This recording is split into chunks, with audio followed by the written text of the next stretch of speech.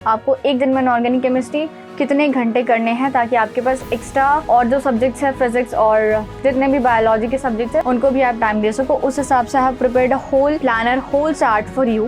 पहले आपको लेक्चर लेना है और लेक्चर के साथ चाहे लेक्चर आप 2 घंटे का लो चाहे 3 घंटे का लो, एक सिटिंग में लो या 2-3 बार आप लेक्चर लेने के लिए बैठो। जब जिस टॉपिक का आप लेक्चर ले रहे हो उस टॉपिक की एनसीईआरटी उसी टाइम पर पढ़नी है, उसको तभी के तभी एनसीईआरटी में अंडरलाइन करके रख लो क्योंकि वही अंडरलाइन की हुई चीजें आपके नोट्स बनेंगे। अब आप नोट्स नहीं बनाने जा रहे यार, 3 महीने फरवरी मार्च अप्रैल 3 महीने, अब कहाँ से नोट्स बनाओगे, कहाँ से अगर लिखोगे? तो जो कंटेंट जहाँ पर लिखा है मिल रहा है जस्ट अंडरलाइन दैट। और मैं चाहती हूँ कि लेक्चर के अलावा आप एक चैप्टर को जो टाइम दोगे फॉर क्वेश्चन प्रैक्टिस और एनसीईआरटी रीडिंग वो मिनिमम आप 5 घंटे दो, मैक्सिमम कितना भी दे सकते हो, पढ़ने का अंत नहीं है। हेलो एवरीवन, ब्यूटी चार्ट this side, pursuing MBBS from lady Hardinge medical college. So with your so much of request आज का टॉपिक है बस ये 12 दिन मुझे दे ठाकुर।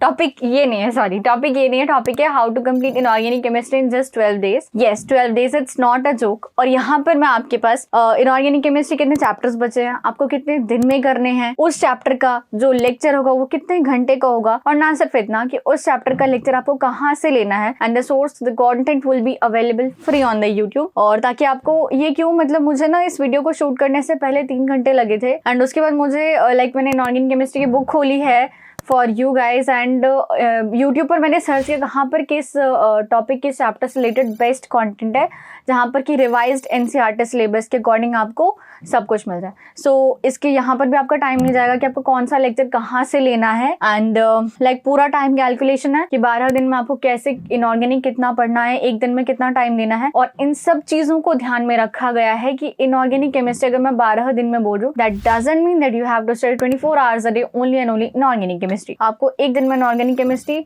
कितने घंटे करने हैं ताकि आपके पास एक्स्ट्रा और जो सब्जेक्ट्स है फिजिक्स और जितने भी बायोलॉजी के सब्जेक्ट्स हैं उनको भी आप टाइम दे सको। उस हिसाब से आप prepared whole planner whole chart for you.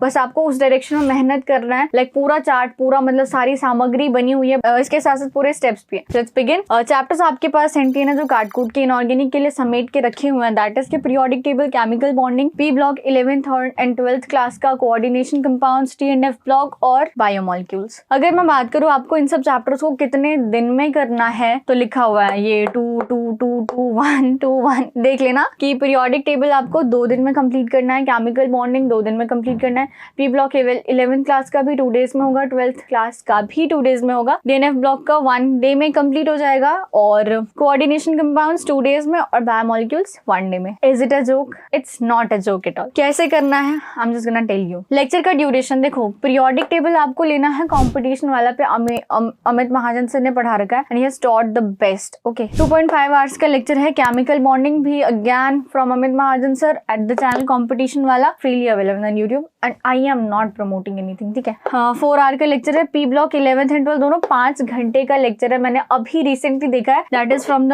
Vora classes, it's also available on the YouTube, and the most important thing कि उन्होंने रिवाइज्ड सिलेबस के अकॉर्डिंग इसको पढ़ा रखा है। सो उससे आपका जो कि पी ब्लॉक में ना बहुत कुछ है पढ़ने के लिए, बहुत कुछ है रटने के लिए। इवन मुझे याद है कि 7 मई को मेरा एग्जाम था 2022 में, एंड मैं 9 बजे सेंटर पे पहुंच गई थी, मैं 12 बजे तक जो है सिर्फ और सिर्फ पी ब्लॉक के एनसीईआरटी ही पलट रही थी और कुछ भी दिमाग में नहीं जा रहा था। तो मैं पी ब्लॉक का स्ट्रेस लेकर ही मैंने एग्जाम तक पी ब्लॉक ने मुझे स्ट्रेस दे रखा था। Anyways D and F block जो है 2 आवर का है, अगेन वोरा क्लासेस पे ही, और कोऑर्डिनेशन कंपाउंड्स कॉम्पिटिशन वाला अमित महाजन सर से मैंने वहीं से पढ़ा था और मेरे सारे क्वेश्चन बन गए थे उसके बाद से। Biomolecules again Vora classes, revised content के अकॉर्डिंग है, so will suggest Vora classes से 2.5 आवर का लेक्चर है। ये तो हो गई कितने टाइम में, कितने दिन में और कहाँ से लेक्चर लेना है। अब करना क्या, इनऑर्गेनिक केमिस्ट्री करने का तरीका क्या है, क्या शॉर्ट नोट्स बनाने हैं, क्या नोट्स बनाने हैं, या कहीं से शॉर्ट नोट्स आपको मैं दे रही हूँ, या खुद के ही नोट्स कैसे करने हैं वगैरह वगैरह। पहले आपको लेक्चर लेना है और लेक्चर के साथ चाहे लेक्चर आप 2 घंटे का लो चाहे 3 घंटे का लो, एक सिटिंग में लो या 2-3 बार आप लेक्चर लेने के लिए बैठो। जब जिस टॉपिक का आप लेक्चर ले रहे हो उस टॉपिक की एनसीईआरटी उसी टाइम पर पढ़नी है इनऑर्गेनिक के लिए, ठीक है। ये फिजिकल केमिस्ट्री या फिजिक्स नहीं है बाबा, ये इनऑर्गेनिक है।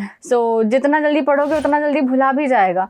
सो जब भी आप जिस टॉपिक का लाइक आपने आयनाइजेशन एनर्जी का लेक्चर लिया है, उसका टॉपिक पढ़ा है, 20 मिनट का लेक्चर लिया, 5 मिनट हाथों हाथ एनसीईआरटी जो है पढ़ लो, वहीं पर एनसीईआरटी रखो, पढ़ लो, और उस टॉपिक से जो आपको लगता है इंपॉर्टेंट है उसको तभी के तभी एनसीईआरटी में अंडरलाइन करके रख लो, क्योंकि वही अंडरलाइन की हुई चीजें आपके नोट्स बनेंगे। अब आप नोट्स नहीं बनाने जा रहे हो यार, 3 महीने, फरवरी मार्च अप्रैल 3 महीने, आप कहाँ से नोट्स बनाओगे, कहाँ से सजा कर लिखोगे? जो कंटेंट जहाँ पर लिखा लिखा है मिल रहा है, जस्ट अंडरलाइन दैट, जस्ट वहीं से चीजों को अब्स्ट्रैक्ट करना स्टार्ट करो। उसके बाद एनसीईआरटी के अंदर ही आपके पास लाइक बहुत बड़ा समंदर है क्वेश्चन का, बहुत बड़ा पिटारा है जहां पर एनटीए की भी नजर रहती है, और वो है कि एनसीईआरटी के इन-टेक्स्ट क्वेश्चंस और बैक क्वेश्चंस। तो एनसीईआरटी के इन-टेक्स्ट और बैक क्वेश्चन दोनों जरूर से सॉल्व करना, उनके आंसर्स जो आपको नेट पे कहीं पे भी गूगल पे मिल जाएगा। Special focus on the question जो कि व्हाई और रीजन करके, मतलब ऐसे क्वेश्चन जहां पर पूछ रहा है ये चीज क्यों होती है, ये ट्रेंड क्यों फॉलो हो रहा है, up to down ionisation energy क्यों घट रहा है, या Cr+3 रिड्यूसिंग एजेंट या स्ट्रॉन्ग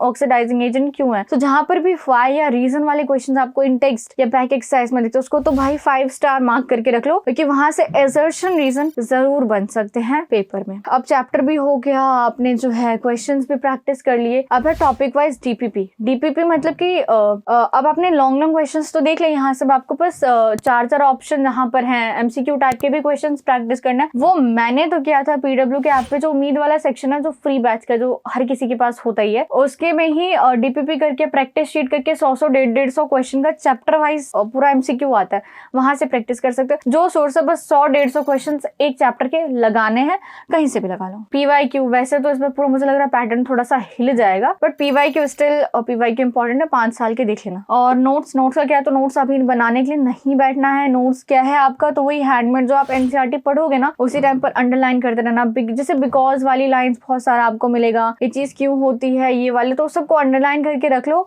जब आप चैप्टर को पढ़ रहे हो तभी। और रिवाइज करने के लिए भी एनसीईआरटी पढ़ो, जितनी बार एनसीईआरटी पढ़ोगे ना, अगर अब नीट से पहले तुम 3-4 बार भी एनसीईआरटी इनऑर्गेनिक की पढ़ लेते हो ना, इनफ है, कोई जरूरत नहीं 20 बार 50 बार एनसीईआरटी पढ़ने की, मैंने भी नहीं पढ़ी थी। नोट्स भी हो गया, बस जितना कर लिया उसको रिवाइज करना। एम्स दिल्ली में एक फर्स्ट ईयर में है हमारे पीयूष झा, हमारे भैया, उनके शॉर्ट नोट्स जो है मैंने उनसे मंगवाया था, और वो मैंने टेलीग्राम चैनल पे अपलोड करवा दिया है, लिंक डिस्क्रिप्शन में होगा। अगर उनका शॉर्ट नोट्स पढ़ने का मन है तो पढ़ लेना, बाकी कहीं से भी यार एनसीईआरटी पढ़ो, सिर्फ एनसीईआरटी पढ़ो और कुछ नहीं पढ़ना है। Special thanks to him. Then ये लेक्चर का आपका जो टोटल ड्यूरेशन था, ये था 22 आवर, लेक्चर का ड्यूरेशन 22 आवर हो गया। और मैं चाहती हूँ कि लेक्चर के अलावा आप एक चैप्टर को जो टाइम दोगे फॉर क्वेश्चन प्रैक्टिस और एनसीईआरटी रीडिंग, वो मिनिमम आप 5 घंटे दो, मैक्सिमम कितना भी दे सकते हो, पढ़ने का अंत नहीं है। बट मैं चाहती हूँ अगर आप 22 घंटे लेक्चर ले रहे हो फॉर इनऑर्गेनिक केमिस्ट्री, तो फॉर 1 चैप्टर आप 5 घंटे एटलीस्ट क्वेश्चन प्रैक्टिस दो, मतलब 7 चैप्टर के 35 घंटे फॉर द क्वेश्चन प्रैक्टिस और द एनसीईआरटी। सो मिलाकर 57 घंटे, मतलब 60 घंटे हो गए, मतलब कि 60 घंटे 12 दिन के अंदर आपको 60 घंटे इनऑर्गेनिक पढ़नी है। कैसे पढ़ना, तो एक दिन में इनऑर्गेनिक केमिस्ट्री कम से कम 5 घंटे पढ़ना। अब इसके बाद अपना शेड्यूल बना लो कैसे करना, लेकिन एक दिन में इनऑर्गेनिक केमिस्ट्री 5 घंटे जरूर पढ़ना। अब आपके डाउट्स होंगे, अब हम एक दिन में 5 घंटे इनऑर्गेनिक केमिस्ट्री पढ़ेंगे तो फिर हम और सब कब पढ़ेंगे, कैसे पढ़ेंगे? देखो 3 महीने हैं, अभी भी अगर तुम शुरू करना चाह रहे हो तो कुछ ना कुछ तो जोश के साथ ही। आई नो अगर ये वीडियो जितने भी लोग देखते हैं 90% जो है इसको बोलेंगे उनसे नहीं होगा, एंड आई टू बेट कि 90% हफ्तों से नहीं होगा। Is it possible to do inorganic chemistry in just 12 days? No ना। और अगर ये पॉसिबल है, सिर्फ और सिर्फ 10% ऑफ द व्यूअर्स के लिए पॉसिबल है, तो किसको देखेंगे and will find out a way. क्योंकि जिनको पता है वो डूब चुके हैं, बट स्टिल वो अब बाहर निकलने की कोशिश करेंगे। और अगर निकलना है और फाइनली उस मेडिकल कॉलेज तक पहुंचना है, उस एक सीट को हासिल करना है, so the way is here.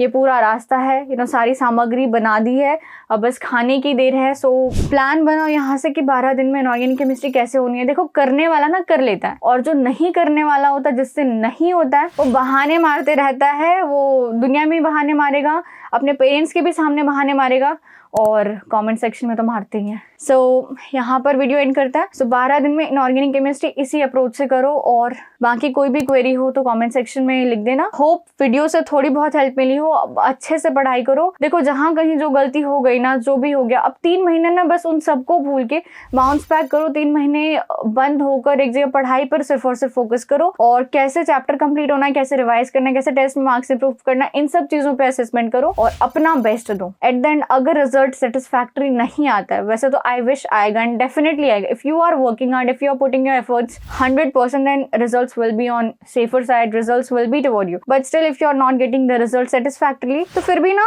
Guilt नहीं रहेगा, ट्रस्ट में गिल्ट नहीं रहेगा, तुम्हें एक सेटिस्फैक्शन होगा that you did your best. So मेहनत करो, फल की चिंता मत करो और बस मेहनत करो।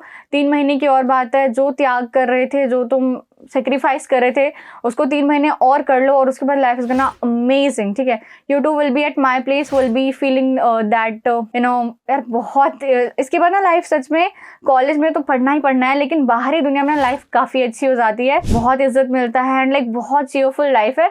सो बस 3 महीने और मेहनत करो और उसके बाद इट्स फन, उसके बाद बहुत ज़्यादा सेलिब्रेशन होना है और सब कुछ बहुत अच्छा हो जाएगा। बस 3 महीने मेहनत करो और you too will be in the medical college, ठीक है। So take care, bye bye, all the best.